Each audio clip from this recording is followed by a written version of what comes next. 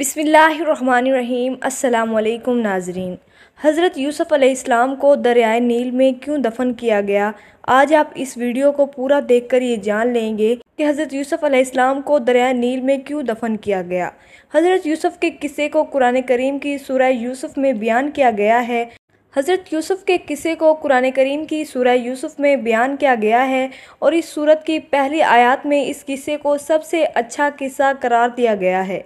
तो जो किस्सा सबसे बेहतरीन और अच्छा है उसके बारे में जानना हर मुसलमान के लिए ज़रूरी है, और जो इस किस्से के बारे में जान चुके हैं उनकी ज़िम्मेदारी बनती है कि वो इस किस्से को उन लोगों तक पहुंचाएं जो उसे नहीं जानते, क्योंकि इस किस्से में ज़वाल से उरूज हासिल करने का फ़ॉर्मूला बयान किया गया है। नाज़रीन, जब हज़रत यूसुफ़ अलैहिस्सलाम के सौतेले भाई अपने वालिद मोहतरम सैयदना याकूब अलैहिस्सलाम के हुक्म पर दोबारा मिस्र पहुँचे और अपने भाई बिन्यामीन की रिहाई दरख्वास्त की, तो उस मौका पर उन्होंने सैयदना यूसुफ़ अलैहिस्सलाम को हज़रत याकूब का पैगाम पहुँचाया।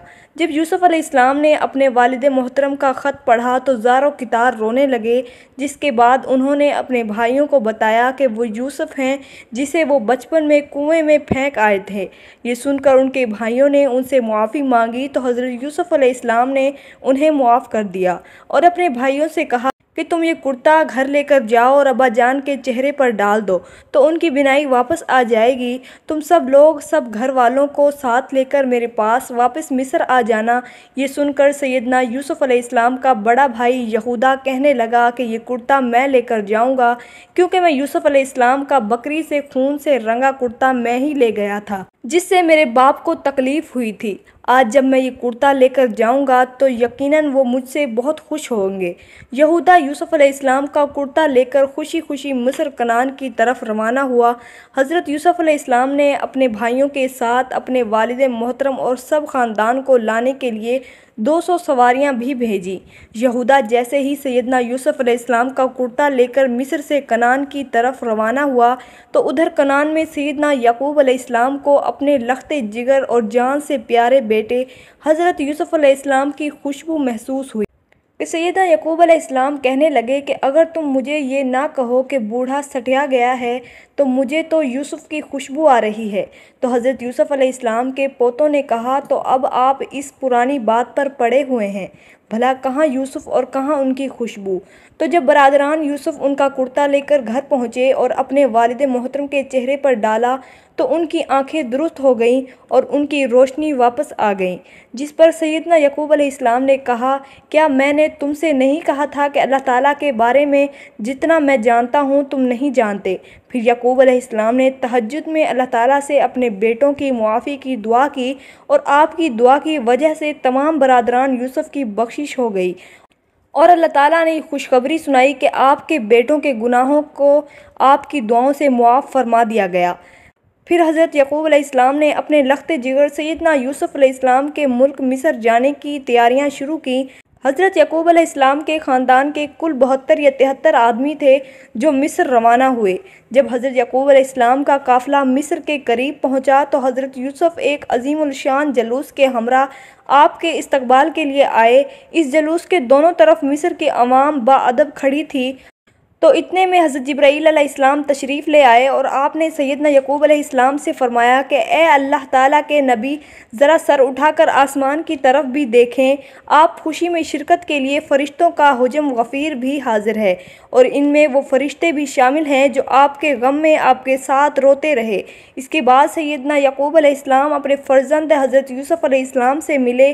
40 साल बाद होने वाली इस मुलाकात ने बाप बेटे को आबदीदा कर दिया। दोनों देर तक एक दूसरे गले लगे रहे। फिर हज़रत यूसुफ़ अलैहिस्सलाम अपने ख़ानदान को लेकर अपने दरबार में पहुँचे और सैयदना याकूब अलैहिस्सलाम को सहारा देकर अपने तख्ते शाही पर बिठाया और उनके इर्द गिर्द आपके 11 भाई और आपकी सौतेली माँ भी बैठ गई। इसके बाद शाही अदाब के एहतराम में सब ने सैयदना यूसुफ़ अलैहिस्सलाम के सामने सजदा किया। तफसीर यूसुफ़ में लिखा है कि ये सजदा तहीद था जो इस वक्त जायज़ था जब सब के सब हज़रत यूसुफ़ के सामने सजदे में गिर पड़े। तो इसके बाद उन्होंने अपने वालिद से कहा कि अब्बा जान, ये पहले ख्वाब की ताबीर है, बेशक इसे मेरे रब ने सच्चा किया और बेशक मुझ पर एहसान किया। کہ مجھے قید سے نکالا اور آپ سب کو گاؤں سے لے آیا۔ اس کے بعد شیطان نے مجھ میں اور میرے بھائیوں میں ناچاکی کرا دی۔ بے شک میرا رب جس کام کو چاہے آسان کر دے، بے شک وہی علم و حکمت والا ہے۔ یعنی میرے 11 بھائی ستارے ہیں اور میرا باپ سورج اور میری والدہ چاند ہے، اور یہ سب مجھ کو سجدہ کر رہے ہیں۔ اس کے بعد بادشاہ مصر حضرت یوسف علیہ السلام پر ایمان لے آیا اور اس نے ساری بادشاہت آپ کے حوالے کر دی۔ اس طرح بنی اسرائیل کو مصر میں حکومت مل گئی اور یہاں آباد ہو گئے۔ حضرت یعقوب علیہ السلام نے اپنی باقی زندگی حضرت یوسف علیہ السلام کے ساتھ خوش و خرم گزاری۔ سیدنا یعقوب علیہ السلام تقریباً 24 سال تک مصر میں رہے اور پھر ان کی وفات ہو گئی، جس کے بعد حضرت یوسف علیہ السلام نے انہیں ان کی وصیت کے مطابق فلسطین میں تدفین کیا۔ حضرت یعقوب علیہ السلام کی وفات کے بعد حضرت یوسف علیہ السلام نے مزید 23 سال مصر پر حکومت کی۔ آپ نے 120 سال کی عمر پائی۔ سیدنا یوسف علیہ السلام کے وصال کے بعد ان کی تدفین پر ان کے چاہنے والوں میں اختلاف پیدا ہو گیا۔ مصر کی عوام کا آپ کی محبت میں یہ عالم تھا کہ ہر کوئی چاہتا تھا کہ حضرت یوسف علیہ السلام کو ان کے محلے میں دفن کیا جائے تاکہ ان کے محلے میں خیر و برکت رہے۔ آخر میں اہلیان مصر اس بات پر راضی ہوئے کہ آپ کو دریا نیل میں دفن کیا جائے تاکہ دریا کا پانی آپ کی قبر مبارک کو چھو کر گزرے اور تمام مصر والے اس سے برکت حاصل کر سکیں۔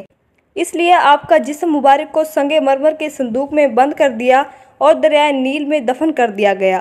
پھر 400 سال بعد حضرت موسیٰ علیہ السلام کے زمانے میں جب اللہ تعالیٰ نے بنی اسرائیل کو حضرت موسیٰ کی قیادت میں مصر چھوڑنے کا حکم دیا تو سیدنا موسیٰ علیہ السلام کو حضرت یوسف علیہ السلام کی میت بھی اپنے ساتھ لے جانے کا حکم دیا، جس پر حضرت موسیٰ علیہ السلام نے ان کا تابوت دریائے نیل سے نکال کر اپنے ساتھ فلسطین لے گئے، جہاں سیدنا یوسف علیہ السلام کے تابوت کو حضرت اسحاق اور حضرت یعقوب علیہ السلام کے برابر میں دفن کیا گیا۔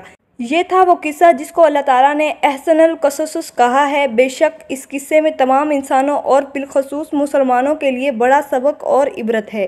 اللہ عز و جل سے دعا ہے کہ ہم سب کو دین سیکھنے اور سکھانے کی توفیق عطا فرمائے۔